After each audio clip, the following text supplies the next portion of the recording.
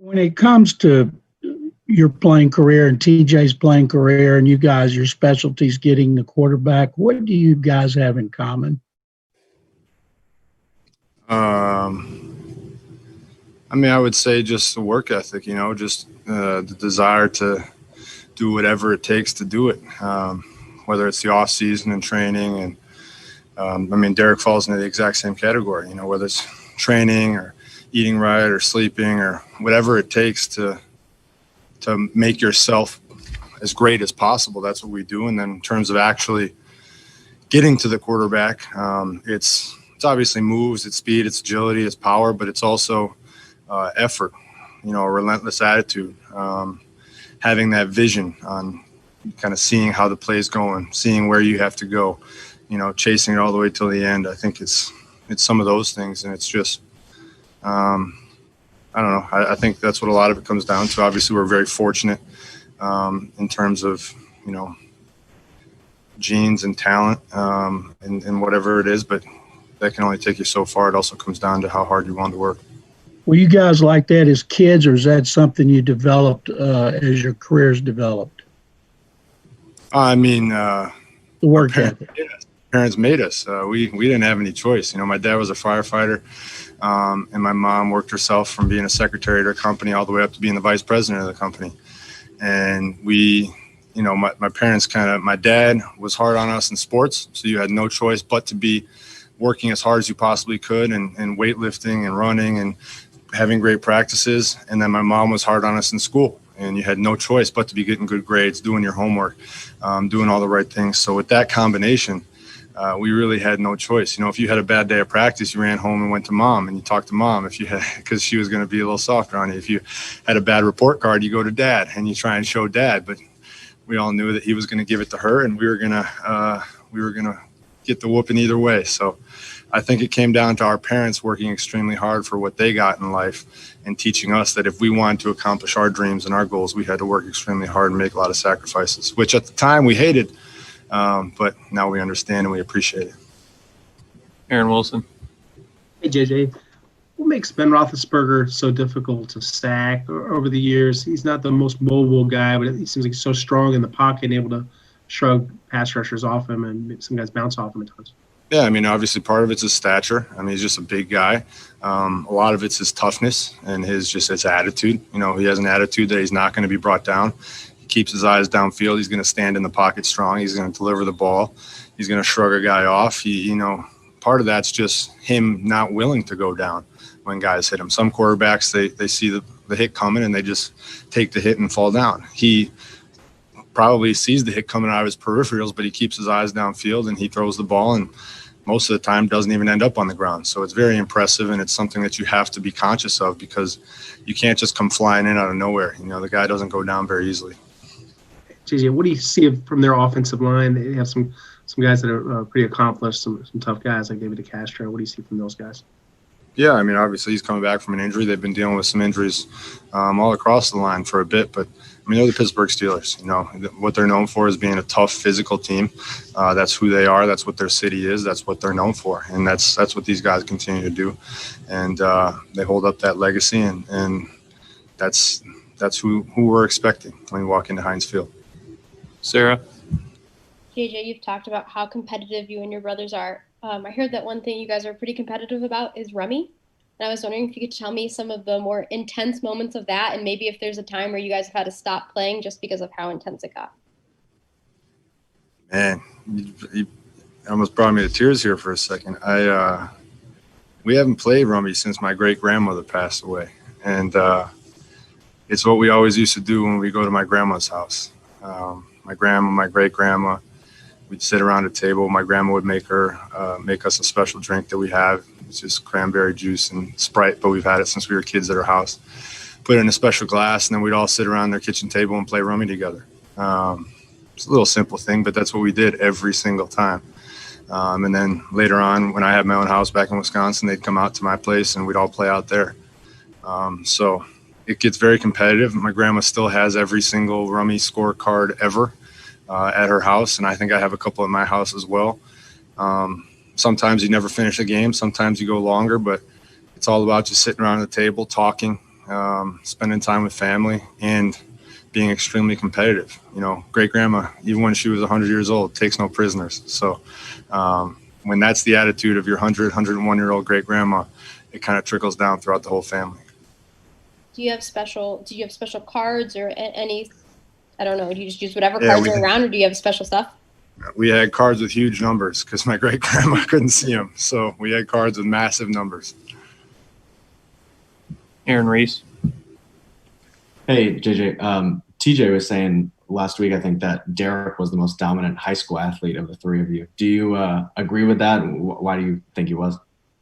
Yeah, 100%. I mean, what he did in high school is insane. I mean, he was a quarterback, he was a linebacker, he was a kicker, he was a punter, he was a kick returner, he was a punt returner.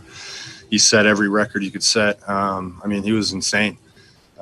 He really was incredible, and he carried that team. So I don't know what it was that made him so great. I mean, he was an all-around great athlete, and he had the ability and the size to do it all. So he certainly was the best high school football player out of all of us. We were just giving insight into how stupid our group chat is, but we were just having an argument the other day in our group chat about with a couple other buddies from high school, if you took your senior year of high school today, whose team would win? So like whatever state, I mean, some guys obviously are out of shape. So I'm like, today, if you took our senior years and put them on a football field, who would win? So we just had that argument the other day. And Derek's would have won because they had him and TJ obviously on the same team. So that's not fair. But my team wasn't too bad. We had a guy on my team who currently plays for Team USA Rugby. So we would have held our own. I was talking to Clay Iverson, who said that Derek's last high school game against Catholic Memorial was the most dominant high school performance he'd ever seen. He said he thinks you were on the sidelines for that game. Do you remember the game or anything about it? Yeah. Oh yeah. I remember the whole thing. It was, I mean, he was insane. It was, if you watch his high school film, I mean, it was a blast to watch Derek play because, I mean, you know, now I'm down here in Texas. There's unbelievable high school football down here. I have no clue how good we would have been in a Texas or a Florida, you know, where the high school football is on. This is an insane level. But back in Wisconsin, it's for him to be able to do what he did at every single position and just dominate at every position was absurd to watch, and it was really cool. And as an older brother, it was a lot of fun, and I wish he would have won that game. Christy. JJ, I'm not sure if you know this, but Sunday will be just the second time in 93 years that three brothers will play in the same NFL game. And I was just wondering what you think about that and how special it is to, you know, be a part of history and kind of have this to look back on with your brothers, maybe when you finish playing or when you're an old man, or have you thought about those kind of things? Yeah, I mean, it's unbelievable. And I mean, it truly is incredible. I mean, just to have all of us, you know, playing at Wisconsin was really cool. Just to have all of us playing in the NFL was really cool.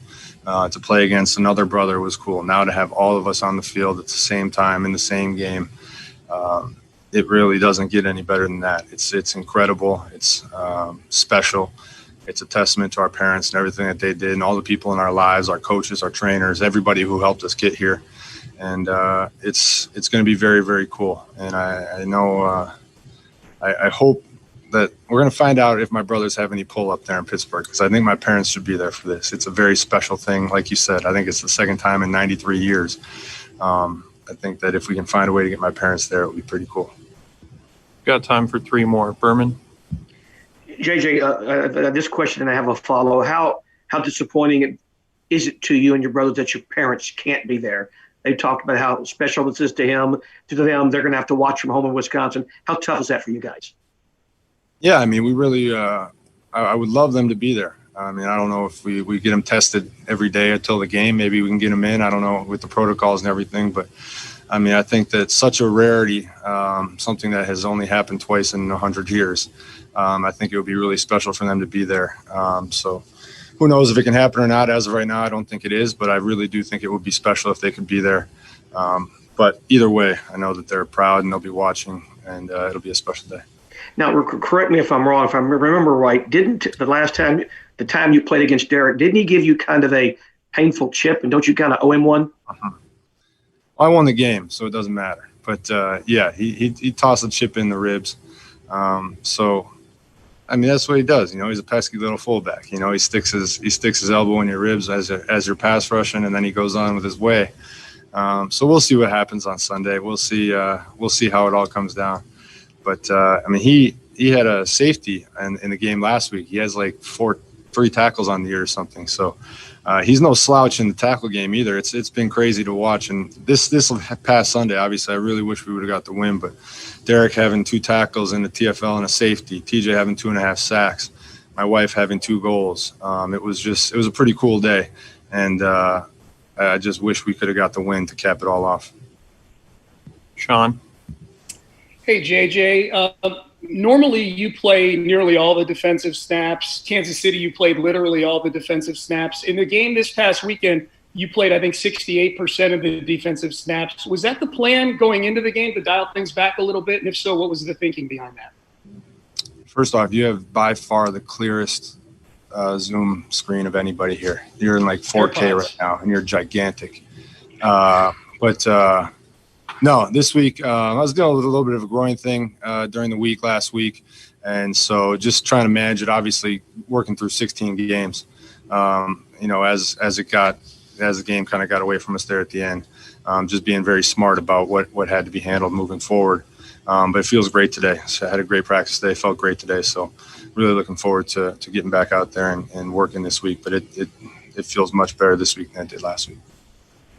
Last one for Craig Bailey. JJ, how would you explain your decision not to bring home a full Texans uniform to take a photo with your brothers in the offseason? And can you promise that there will be a photo of all 3 Watt brothers from this thing? And I would like to point out I'm asking for a friend here. I'm most sad that I'm not going to get to see my nephew this weekend. I think that's probably the biggest thing that I'm sad about this weekend is with all the protocols and everything. I haven't gotten to see my nephew in a long time since Derek went to Pittsburgh to get settled into his house earlier this offseason. So being in the same city, being like, 5 minutes away from their house and not being able to see my nephew, that's going to be tough. So, but he's wearing Steelers stuff all the time. He lives like 4 houses away from TJ. The whole thing is it's set up for me to fail in terms of being a great uncle. I mean, I can send him all the Texan stuff I want. It ends up, in the dog's chew toy bin. So I've tried my hardest, but hopefully I can see him soon. Thanks, JJ. Thanks, guys.